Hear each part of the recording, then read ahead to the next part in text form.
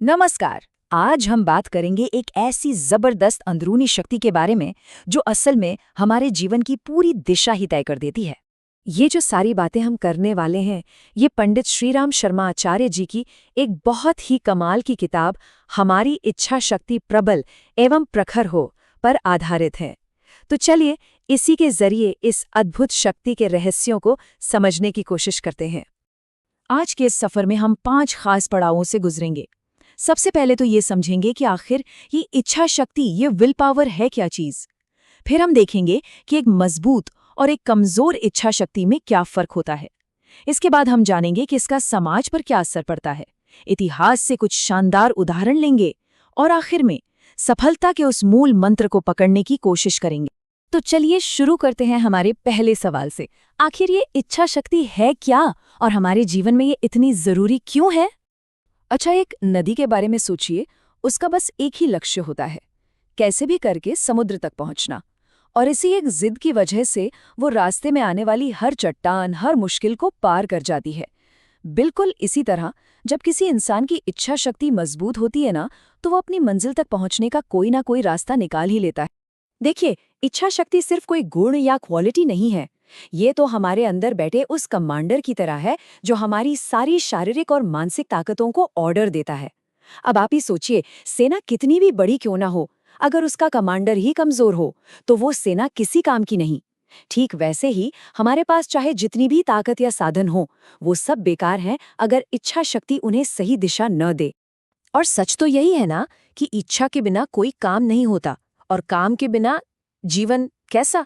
मतलब सांस लेने जैसे छोटे से काम से लेकर पहाड़ तोड़ने जैसे बड़े बड़े कामों तक, हर चीज के पीछे इच्छा शक्ति ही तो है। जब तक इच्छा है तब तक एक्शन है, और जब तक एक्शन है तब तक ही तो जीवन है। चलिए अब थोड़ा और आगे बढ़ते हैं और ये देखते हैं कि एक मजबूत इच्छा शक्ति वाले इंसान और एक कमजोर इच्छा शक्ति वाले इंसान की जिंदगी में कितना बड़ा, मतलब जमीन आसमान का फर्क होता है। ये फर्क बिल्कुल साफ है। एक तरफ है वो इंसान जिसकी इच्छा शक्ति मजबूत है, वो हर मुश्किल से लड़ता है, हिम्मत से काम लेता है और आखिर में जीतता भी है।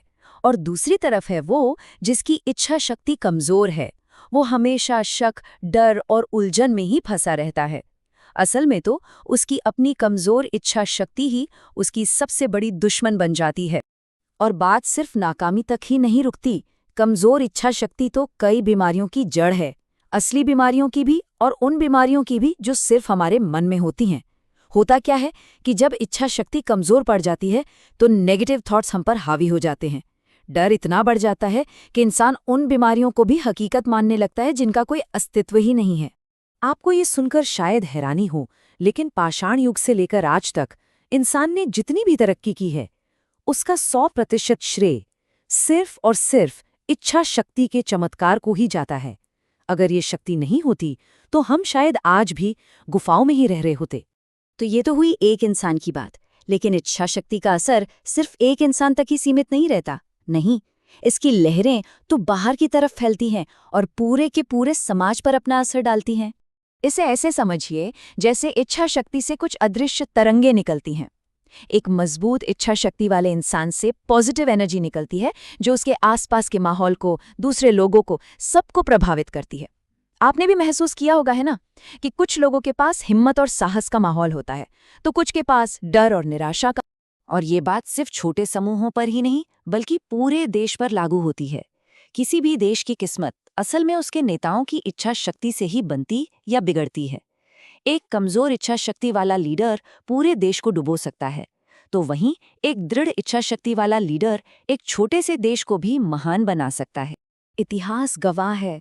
जापान, इंग्लैंड, जर्मनी, इन जैसे देशों को ही देख लीजिए। साइज में ये देश शायद बहुत बड़े नहीं हैं, लेकिन अपने लोगों और लीडर्स की मजबूत इच्छा शक्ति के दम पर ही ये दुनिया की बड़ी ताकतों में गिने गए।